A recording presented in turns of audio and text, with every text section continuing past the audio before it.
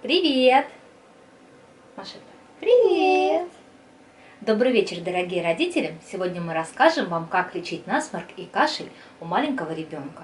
Сегодня Яся пришла из садика с соплями, поэтому самое время заняться профилактикой. Для лечения нам нужен будет любой разогревающий крем. Можно барсучок, можно камфорное масло, мы используем Доктор Мом. Мазаться будем? Да. Поворачивайся. Насморк у нас обычно живет на шее. Вот в этом месте. Если ребенок попадает сюда, ребенку холодный воздух или ветер после того, как ребенок вспотеет, то зачастую насморк появляется. Мазать надо аж под самые корни волос. В китайской медицине вот это место называется яшмовая подушка. Вот до самой вот этой вот подушечки мы мажем ребенка мазью. А теперь, внимание, делаем массаж. Поворачивайся. Нет, не ложимся, иди сюда. Вставай. Мы всем стоя покажем. Головкой сюда прислоняйся. Нам нужно очень хорошо двумя пальчиками промассировать шейку снизу вверх. По самые-самые волосики сюда. Еще раз. Как видите, я не сильно давлю. То есть ребенку должно быть приятно, комфортно, не больно. И потом еще двумя пальчиками проходим круговыми движениями вдоль позвоночника. Позвоночник сам не давим, вдоль. И хорошо разминаем яшмовую подушечку. Оп, еще раз. Лбом сюда. Нет, вот так постоим. Вот. Также насморк у нас задевает плечики. Поэтому надо размять ребеночку аккуратненько плечики. Если сильно уже задето, если у ребенка уже пошел хороший насморк, да, то есть хорошо простужено это место ребенку, может быть больно даже при легком нажатии. То есть ваша задача пару-тройку раз в день эти места размять.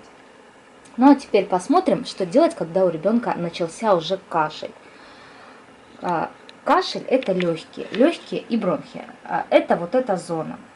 В этой зоне, если есть застой, согласно восточной медицине, значит, у ребенка будет кашель. И у взрослого тоже. Как нам от него избавиться? Постой, ребенка. Постой.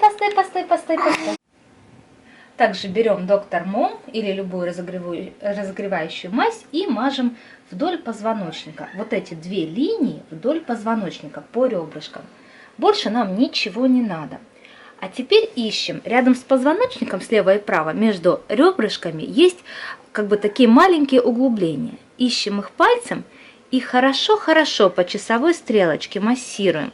Вы даже почувствуете те места, которые забиты, они спазмированы, они будут очень твердые, а вокруг может быть мягко. То есть вот между ребрышками, возле позвоночника ищем точечки и круговыми движениями делаем массажик. Хорошенько проминаем с одной стороны позвоночника точечки и с другой. То есть между ребрышек. Делаем такой массаж. Опять же, следим за тем, чтобы ребенку не было больно. Сильно не углубляемся, то есть понемножку.